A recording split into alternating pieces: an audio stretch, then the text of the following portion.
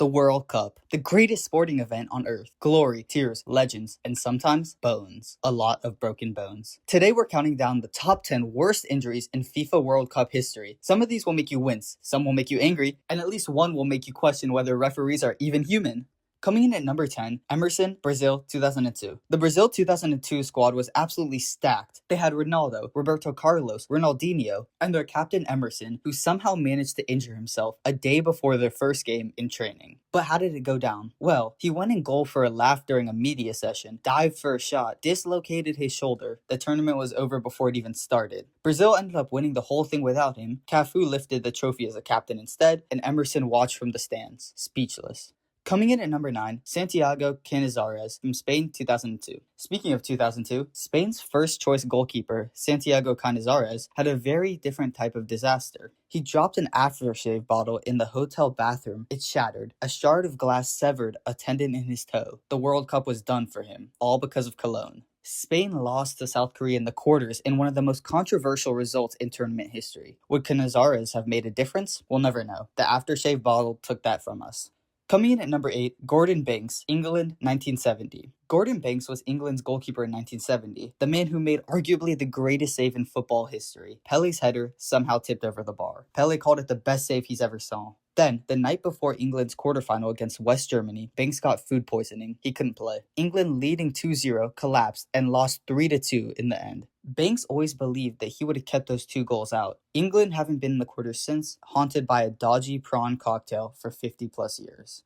Coming in at number 7, Pele, in the 1966 World Cup. When you're so good that the opponents decide the only option is to physically destroy you, that's when you know you've made it. In 1966, Portugal's Moraes committed what can only be described as an attempted mugging in football boots on the greatest player alive. Pele was hacked, chopped, and kicked out of the tournament. He left on a stretcher. Brazil crashed out of the group stage, the only time in history. Pele was so disgusted, he vowed to never play another World Cup. He ended up playing in the 1970 World Cup, he won it, and scored the game-winning goal versus Italy. Revenge served perfectly. Coming in at number 6, Djibril Cissé from France 2006. Djibril Cissé is a man with a documented personal war against his own skeleton. He broke his left leg in 2004, gruesome, open fracture, and then he ended up coming back. Then, in pre-World Cup training in 2006, he went for a header and landed badly. Snapped his right leg this time. Both legs broken in consecutive years. He still made it to Germany in 2006 though, and scored. Absolutely unhinged levels of mental toughness. This man is built from something science hasn't named yet.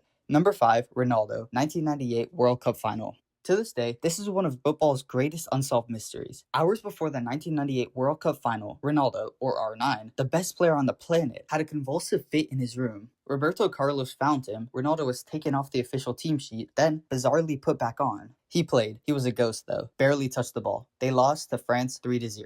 What actually happened that night has never been fully explained. The official story has changed multiple times. Ronaldo himself has given different answers over the years. We still fully don't know what happened. Make of that what you will.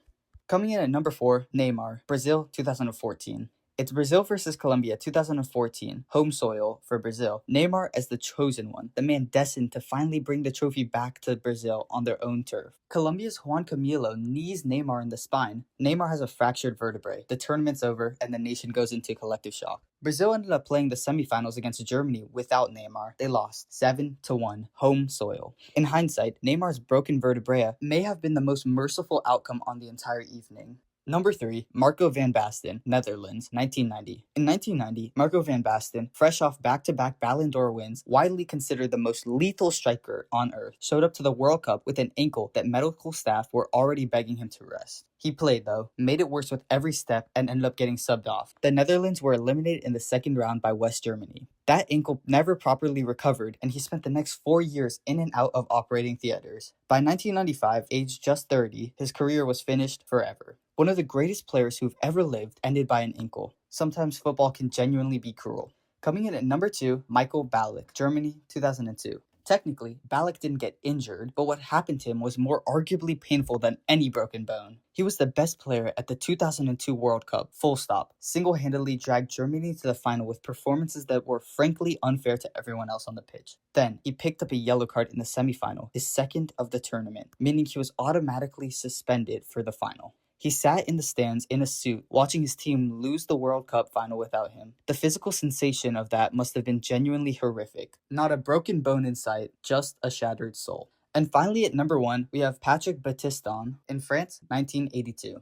A moment so brutal, so outrageous, so unbelievably unpunished that it caused a diplomatic incident between two nations. Here we are, the 1982 World Cup semifinal, France versus West Germany, Seville. Michael Palanti threads a through ball, substitute Patrick Battiston on the pitch for less than 10 minutes, races through one-on-one with the keeper. The German goalkeeper, Harald Schumacher, doesn't go for the ball. He launches his entire body, hip first, directly into Battiston's face at full sprint. Battiston was knocked out cold. Medics rushed on and administered oxygen on the pitch. Platini, standing over him, said that he thought his teammate was dead because he had no pulse. Battiston had lost 2 teeth, cracked 3 ribs, damaged his vertebrae, and later slipped in and out of coma. The referee's decision? Goal kick to West Germany. No foul, no yellow card, no red card, nothing. Schumacher calmly took the goal kick while Battiston was being stretchered off. When told about the full extent of the injuries afterward, Schumacher reportedly said, "I'll pay for the crowns," meaning the dental crowns for the missing teeth. That was his apology. France was furious. German's Chancellor Helmut Schmidt had to personally contact the French president to calm tensions between the two countries. Schumacher later lost a French newspaper poll to Adolf Hitler for the most unpopular German in history. And the absolute deranged twist? West Germany won on penalties. The same Schumacher who committed the assault and saved 2 of the kicks. France went home. Justice, 0. Battiston still has a cracked vertebrae and damaged teeth to this day, 40 plus years later. This is the most infamous non-foul in football history. So there it is, the top 10 worst injuries in FIFA World Cup history, from shattered legs to diplomatic crises, from dodgy aftershave to a mystery seizure before the biggest game on earth. Drop in the comments, which one of these shocked you the most? And if you think we missed one, let us know. Like and subscribe for more facts.